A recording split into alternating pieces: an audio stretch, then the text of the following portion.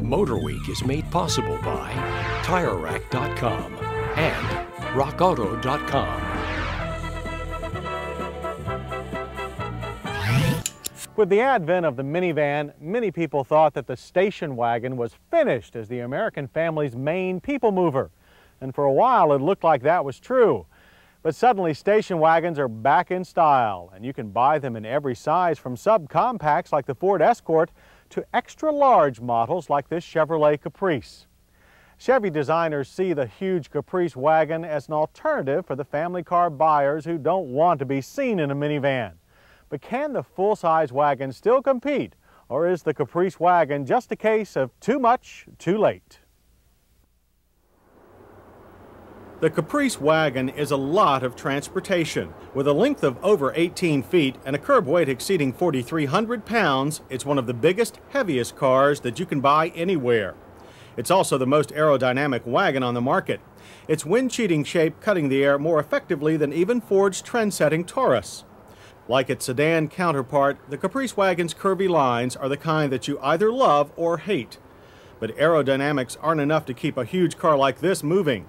Plenty of power is also needed, and the Caprice wagon gets it from Chevy's dependable 5-liter V8. This continually updated engine has powered the Caprice for the last 13 years. In its current throttle body fuel-injected form, it makes a moderate 170 horsepower, but a full 255 pound-feet of torque. That's enough to push this rear-drive behemoth from 0 to 60 in 10.5 seconds. The quarter mile ends in 17.7 seconds at 77 miles per hour. Surprisingly, the biggest burst of power is generated not at the bottom end, but in the middle of the torque band. It flows smoothly through a crisp 4-speed automatic transmission. On our handling course, however, things aren't so smooth. The Caprice plows heavily in corners, reacting slowly to rapid driver inputs. With our car's optional trailer towing package, there was less body roll than expected, but the wagon's slow steering provides less feedback than the Caprice sedan we tested earlier. On the plus side, the chassis offers no surprises. Transitions from front-end plow to rear-wheel oversteer are gentle with plenty of advance warning. Out on the highway, the soft suspension gives the Caprice wagon an extremely smooth, comfortable ride, though it does tend to porpoise just a bit over expansion joints. Rough road behavior is better than the sedan. EPA fuel mileage is rated at 16 city, 25 highway. We got a fine 22 miles per gallon in mixed driving. The Caprice wagon's brakes are a standard anti-lock combination of disc in front and drums in the rear. They stopped our car in an average distance of 128 feet. Stability is excellent.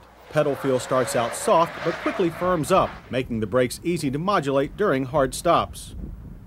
Interior room is as generous as one would expect in such a huge car, and the dash has the same rounded, contemporary look as the sedan. But like the sedan, the wagon offers only minimal instrumentation. Dashboard and seat materials are of reasonable quality and fit the nature of this $21,000 family hauler. Base price of the Caprice wagon is $17,875. Safety points must go to Chevy for making a driver's side airbag standard equipment on all Caprice models. The split front bench seat is well padded and offers plenty of support for the back and thighs. The optional power controls offer a wide range of adjustments. Of course, like all bench seats, there's no side support, but the seat cloth is grippy enough to keep you from sliding around a lot in corners. Dash-mounted controls are large and well marked.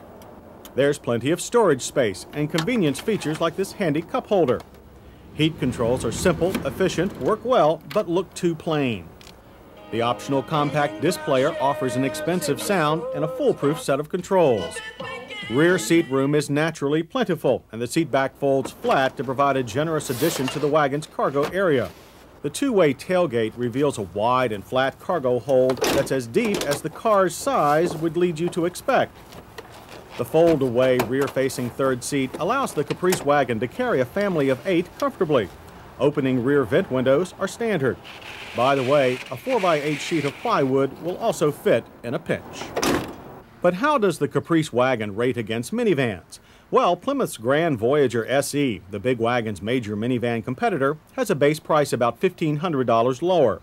The Voyager seats one less at 7, but the Voyager can handle bulkier cargo. On the other hand, many people, especially the elderly, find a station wagon much easier to get in and out of than a minivan.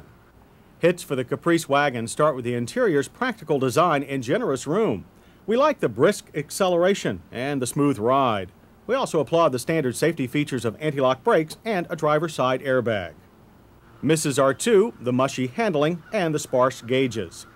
As to the daunting size of the Caprice, it will not be everyone's cup of tea.